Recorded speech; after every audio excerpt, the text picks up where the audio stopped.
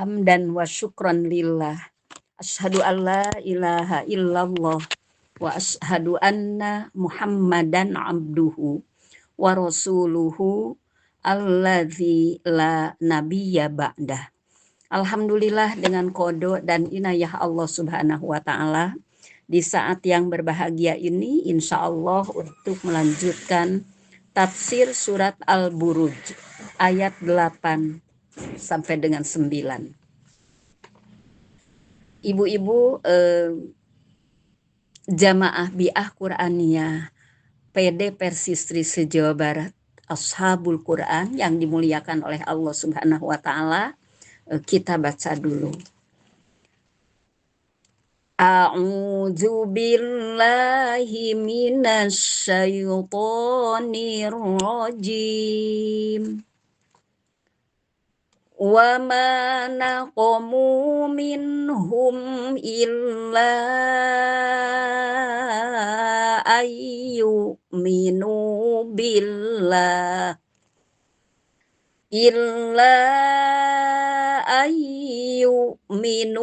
billahil azizil hamid. Alladzi lahu mulkus samawati wal ard wallahu ala kulli syai'in syahid. Dan mereka tidak menyiksa orang-orang mukmin itu kecuali karena mereka beriman kepada Allah yang Maha Perkasa lagi Maha Terpuji, yang memiliki kerajaan langit dan bumi, dan Allah Maha menyaksikan segala sesuatu. Al-Buruj ayat 8-9. Kata nakomu di sini bermakna membenci, mencela, atau mengingkari.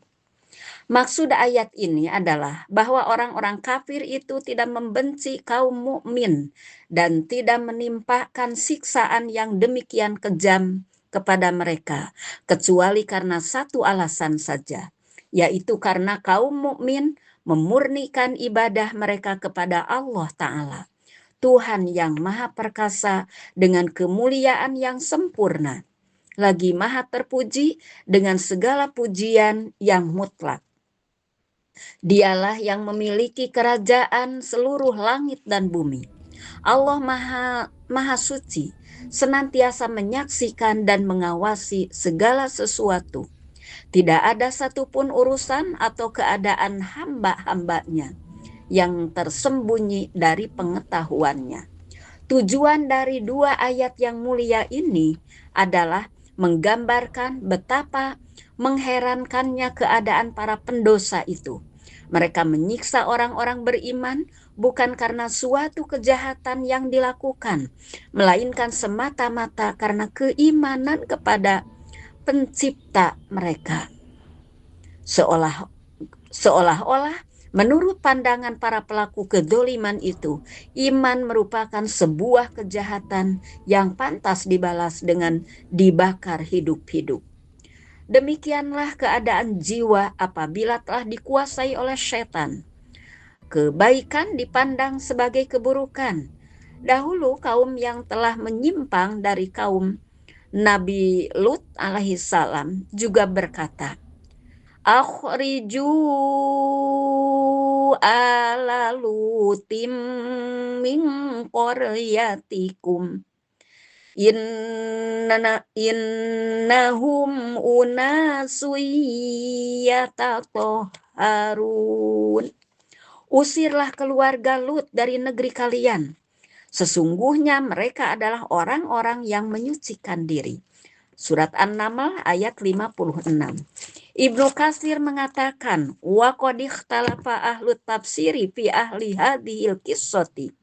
Manhum fa'an aliyin radhiyallahu anhu annahum ahlu farisin hina aroda malikuhum tahlila tazwijil maharimi famtana'a alaihi ulama'uhum fa'amada ila hafri uhdudin faqadhafa fihi man ankara alaihi minhum wastamarra fihim tahlilul maharimi ilal yaumi.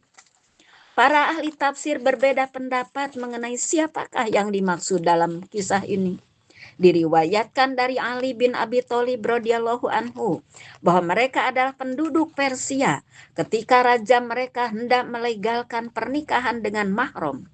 Para ulama mereka menolak kebijakan tersebut. Maka sang raja memerintahkan agar digali sebuah parit, lalu melemparkan ke dalamnya orang-orang yang menentangnya. Menurut riwayat ini, praktik pernikahan dengan mahram kemudian terus berlangsung di kalangan mereka hingga masa berikutnya.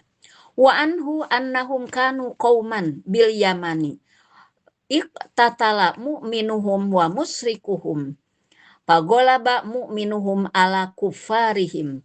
Thumma tatalu pagolabal kufarul mu'minina. Pahoddu lahumul akhodida. Wa ahrokuhum piha. Dalam riwayat lain dari Ali radhiyallahu anhu disebutkan bahwa mereka adalah suatu kaum di Yaman. Kaum mukmin dan kaum musyrik di antara mereka berperang. Pada awalnya kaum mukmin berhasil mengalahkan kaum kafir, tetapi kemudian kaum kafir berbalik mengalahkan kaum mukmin. Setelah itu mereka menggali parit-parit dan membakar kaum mukmin di dalamnya. Wa anhu annahum kanu min ahlil habasyah wahiduhum habasyiyun. Riwayat lain dari Ali radhiyallahu an menyebutkan bahwa mereka berasal dari negeri Habasyah, Ethiopia. Wa qala al-Awfiyu an ibni Abbasin qutila ashabul ukhdud an-nari dzatil waqud qala nasun man bani Israila khaddu uhdudan fil ardi thumma auqadu fihi naron thumma aqamu ala dzalikal uhdudi rijalan wa nisaan fa'uridu alaiha wa za'amu annahu dan yalul wa ashabuhu.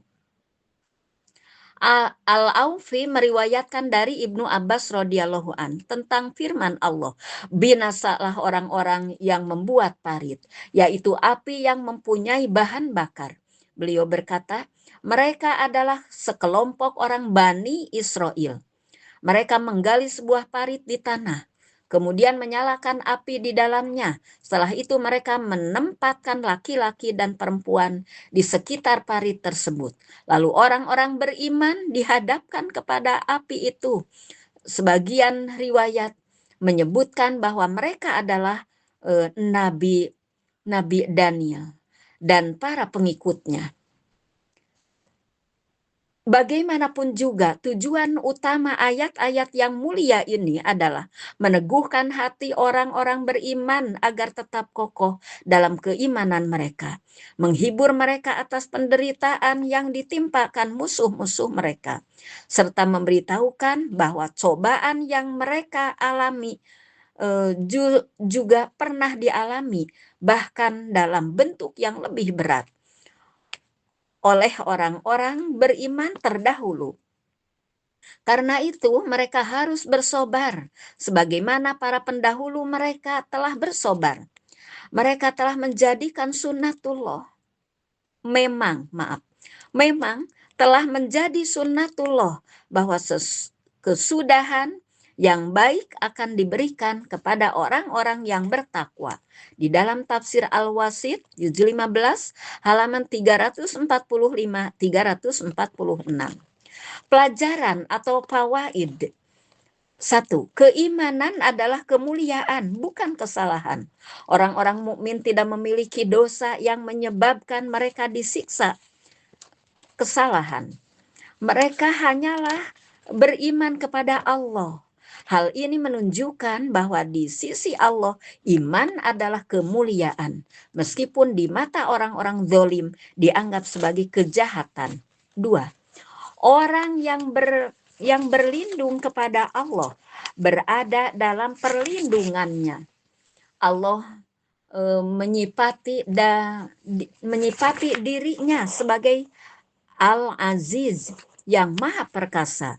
Siapapun yang berlindung kepada Allah dengan keimanan dan ketakwaan tidak akan pernah benar-benar hina. Meskipun secara lahiriah ia mengalami penderitaan atau penganiayaan. 3. Allah Maha terpuji dalam seluruh ketetapannya. Allah adalah Al-Hamid yang Maha terpuji dalam semua keputusannya, baik yang menyenangkan maupun yang berupa ujian. Seorang mukmin meyakini bahwa setiap takdir Allah mengandung hikmah, walaupun hikmah tersebut tidak selalu dapat dipahami oleh manusia. 4. Kekuasaan Allah meliputi seluruh alam. Firman Allah bahwa Dia memiliki kerajaan langit dan bumi mengajarkan bahwa seluruh makhluk berada di bawah kekuasaannya. Kekuasaan para penguasa dolim hanyalah sementara dan tidak dapat keluar dari kehendak Allah. 5. Allah menyaksikan seluruh perbuatan manusia. Tidak ada satupun perbuatan yang luput dari pengawasan Allah. Kedoliman yang tidak mendapat balasan di dunia tetap akan dipertanggungjawabkan di hadapan Allah pada hari kiamat. 6. Ujian terhadap orang beriman merupakan sunnatullah. Kisah Ashabul Uhdud merupakan bahwa sejak dahulu orang-orang beriman telah menghadapi penindasan karena mempertahankan akidah. Hal ini menjadi penghibur dan penguat bagi kaum mukmin agar tetap sabar dalam menghadapi ujian. 7. Kebenaran tidak diukur dari banyaknya pengikut atau kekuatan. Walaupun orang-orang kafir memiliki kekuasaan dan mampu menyiksa kaum mukmin, mereka tetap berada di pihak yang salah. Sebaliknya orang-orang beriman yang tampak lemah justru berada di atas kebenaran. Kesimpulan, Quran Surat Al-Buruj ayat 8-9 mengajarkan bahwa keimanan kepada Allah adalah kemuliaan yang harus dipertahankan meskipun menghadapi tekanan dan pengorbanan. Allah Maha Perkasa, Maha Terpuji, menguasai seluruh alam dan menyaksikan setiap perbuatan manusia. Oleh karena itu, seorang mukmin hendaknya tetap teguh dalam akidah, bersabar menghadapi ujian, dan yakin bahwa keadilan Allah pasti akan ditegakkan, meskipun tidak selalu terlihat di dunia. Dengan demikian, ayat ini mengajarkan bahwa seorang mukmin harus tetap teguh dalam keimanan meskipun menghadapi ujian dan tekanan. Karena kekuasaan manusia hanyalah sementara, sedangkan kekuasaan Allah bersifat mutlak. Pada akhirnya, kemenangan sejati bukanlah terhindar dari ujian, melainkan tetap istiqomah dalam iman hingga memperoleh ridho dan balasan terbaik dari Allah Subhanahu wa Ta'ala. Ibu-ibu, itu saja yang dapat disampaikan. Mohon dimaafkan dari segala hilap dan salah. Semoga bermanfaat. Rabbana atina fid dunya hasanah wa fil akhirati hasanah wa qina adzabannar. Aqulu qauli hadza wa astaghfirullah li wa lakum. Wassalamualaikum warahmatullahi wabarakatuh.